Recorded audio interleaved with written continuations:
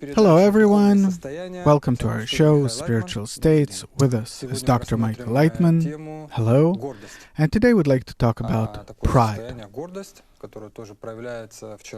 It is a state that appears in a person who is already spiritually developing. And again, just to mention that this show is meant for people who already started their spiritual development. They didn't just hear about the wisdom of Kabbalah, but they're already in a group, they're engaged in practical Kabbalah. It said, anyone who is proud, says the Creator, he and I cannot dwell in the same abode. Can you explain, please? Pride is a very special feeling where a person appreciates himself in relation to his surrounding, but actually in relation to the Creator, where he thinks that he can somehow order, rule, control, influence the Creator from above. That's called pride. In relation to other people, it's also something that appears, but in relation to other people it could be different, because I might seem prideful, but actually it's not that I'm prideful, but this is simply how maybe I'm trying to help them, trying to prevent some disaster. And therefore, I put pressure on them and give them orders and things like that. So, in relation to people, you need to specifically examine each case. However, in relation to the Creator, there can't be any pride. To the contrary, making yourself small in order to receive from Him, because only the smaller can receive from the Greater, to get ever more spiritual qualities from Him. The thing is that you can be prideful about it. Only to be prideful about what? To be prideful about that you're constantly working on being smaller, beneath, under the Creator in order to receive from Him, because only this way can you delight Him. The Creator Himself is not prideful. The Creator doesn't have all of these qualities because He has no desire to receive. It's only in the created being because of the desire to receive. Right. So He created all these things in us, pride, envy, hate, all that, in order for us to correctly realize the desire to receive that He has created in us. And that means to correct it, to use it correctly. Yeah, so pride is a normal state. It's a very good quality if you use it correctly. How to use it correctly? The main thing is the purpose, the goal, which defines the means. Pride is a means. Envy, shame. Can you give an example of how to correctly use one's pride? So it says, be proud in the ways of the Lord,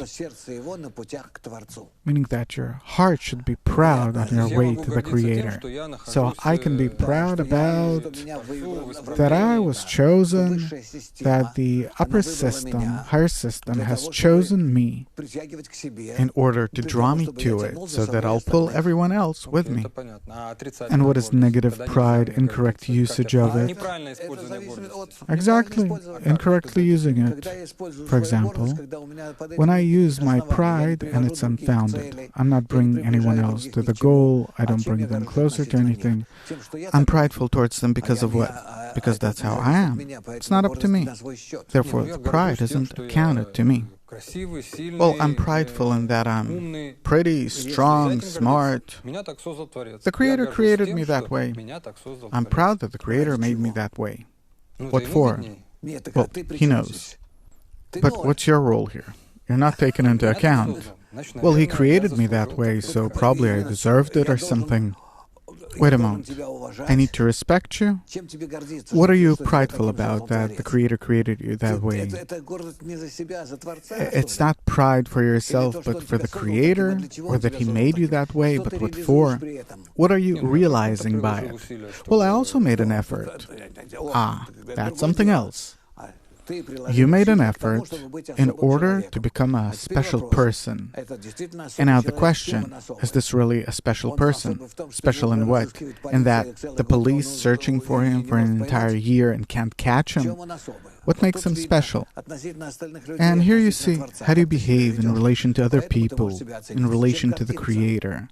And this way, a person can measure himself. A person in and of himself has nothing to be proud of. Throughout the process of studying Kabbalah, he understands that all of his positive and negative qualities were given to him from above, and also the analysis of how to use them correctly, the positive and negative qualities, was also given to him from above. And let him work. So love toward yourself, you can call it pride. Love of one for himself. Loving yourself, that's not even pride, it's just sheer egoism. Pride is when one extracts something out of himself and thinks that that makes him better than others. So can I say that I can be prideful when I overcome my nature, my innate qualities? That's good. I find the strength, and thanks to my efforts that I get from the group, etc., and this way I'm prideful, I'm proud that I have the strength to raise the importance of the goal for the friends. Right, so the importance of the goal, the friends, the Creator, everything that directs us toward the goal of creation, then about that pride, it says, be proudful in the ways of the Creator.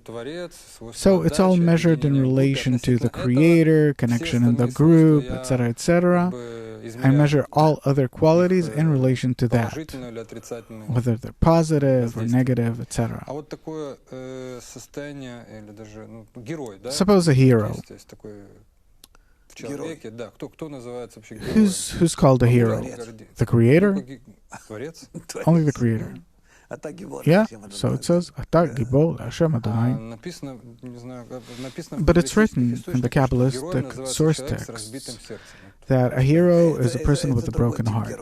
That's a different type of hero, where he overcame all difficulties, hardships, and has achieved a state where, despite the problems, despite everything that he overcame, he was able to achieve a state of being like the Creator, similar to him. And this is what makes him a hero, meaning he could overcome all those difficulties that he had on his path.